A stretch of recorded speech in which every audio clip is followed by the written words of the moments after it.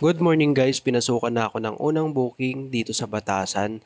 1.1 kilometers ang pick up, 4 minutes naman ang biyahe. Papunta na ako sa pick up location. Dumating na ako dito sa pick up location. Sakto naman na pagdating ko dito, palabas na rin si ma'am.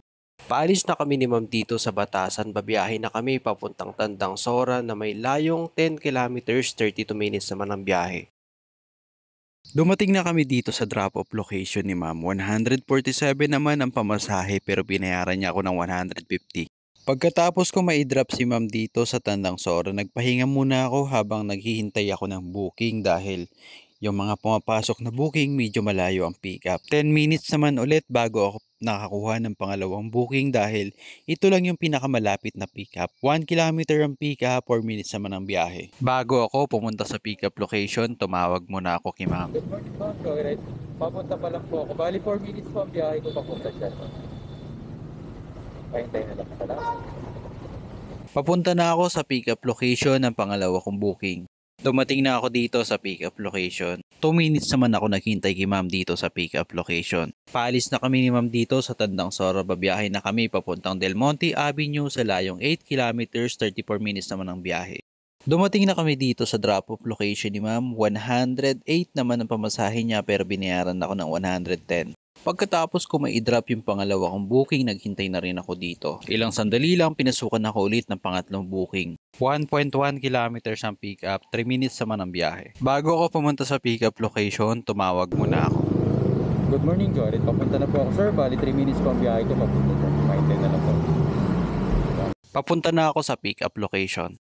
Pagdating ko dito sa pick up location, tumawag na ako kay sir na nandito na ako. At agad namang lumabas si sir. Paalis na kami ni sir dito sa pick up location, babiyahe na kami papuntang Santol Road na may layong 4.8 kilometers, 15 minutes naman ang biyahe. Dumating na kami dito sa drop-off location ni sir, 75 pesos naman ang pamasahe niya pero binayaran ako ng 100 pesos. Pagkatapos ko ma-drop yung pangatlo kong booking, mga ilang minuto lang pinasukan ako ulit ng pang-apat na booking. 1.4 kilometers ang pick up, 7 minutes naman ang biyahe. Ang pick up sa Old Santa Mesa. Papunta na ako sa pick up location. Dumating na ako dito sa pick up location kaya agad akong tumawag kay ma'am na nandito na ako. Paalis na kami ni ma'am dito sa Old Santa Mesa. Babiyahe na kami papuntang Quirino Highway sa layong 10.4 kilometers, 35 minutes naman ang biyahe. Dumating na kami dito sa drop-off location ni ma'am dito sa Quirino Highway. 140 naman ang pamasahe pero binayaran niya ako ng 150. Pagkatapos ko may i-drop yung pang-apat na booking, pinasukan na ako dito ng pang-limang booking. Ang pick-up naman sa Caloocan. 2.5 kilometers ang pick-up, 14 minutes naman ang biyahe. Papunta na ako sa pick-up location. Dumating na ako dito sa pick-up location, paalis na kami ni sir dito sa Caloocan, babiyahe na kami papuntang Terminal 1 sa layang 23 kilometers, 1 hour and 10 minutes naman ang biyahe. Dumating na kami ni sir dito sa Terminal 1, ang pamasahe naman ni sir 331 pero binayaran niya ako ng 340.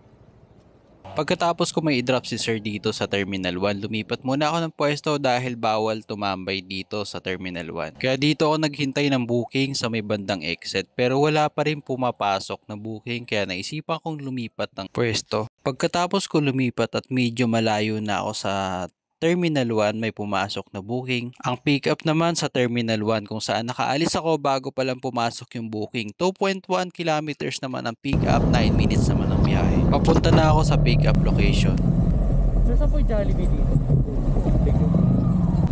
Dumating na ako dito sa pick up location. Pangalan niyo po?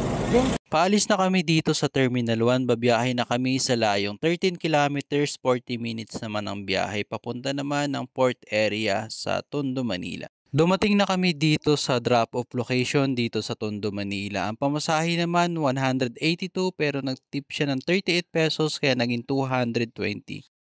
Pagkatapos ko may drop yung pang-anim na booking ko dito sa Tondo, naghintay na ako ulit ng booking pabalik ng Quezon City. Nasa 30 minutes bago ako ulit nakakuha ng booking. Palabas na sana ako ng Tondo nang pasukan ako ng booking. Kaya agad kong pinuntahan sa pick-up location, 700 meters ang pick-up, 2 minutes naman ang biyahe. Dumating na ako dito sa pick-up location. Paalis na kami dito sa Tondo, babiyahe na kami papuntang Intramuros sa layong 2.8 kilometers, 13 minutes naman ang biyahe. Dumating na kami dito sa drop-off location dito sa Intramuros. 57 naman ang pamasahe pero may tip na 23 pesos kaya naging 80 pesos. Pagkatapos ko may drop yung booking ko dito sa Intramuros, mga ilang minuto lang pinasukan ako ulit ng booking papunta naman ng Quezon City. Sakto naman at pabalik na ako ng Quezon City. Bago ako pumunta sa pick-up location, tumawag muna ako kay ma'am na papunta na ako. 460 meters ang pick-up, 3 minutes naman ang biyahe. Papunta na ako sa pick-up location. Dumating na ako dito sa pick-up location. Nagpabook pa ba kayo? Okay. Ayun, tama. Papuntang Mindanao. Avenue. Paalis na kami dito sa Intramuros, babiyahe na kami papuntang Mindanao Avenue sa layong 8.3 kilometers, malapit lang ito sa Santon Road. Dumating na kami ni ma'am dito sa drop-off location, 98 naman ang pamasahe niya pero binayaran ako ng 120. Ito yung last na booking ko ngayong tanghali. Pupunta muna ako sa Shell Roosevelt Avenue para magpa-change oil ng motor. Dumating na ako dito sa Shell Roosevelt Avenue para ipa-change oil yung motor. Dito ako palagi nagpapa-change oil. Ang gamit kong oil, long ride. Tapos na ako magpa-change oil ng motor, uwi muna ako ng bahay, babiyahe ako mamayang gabi.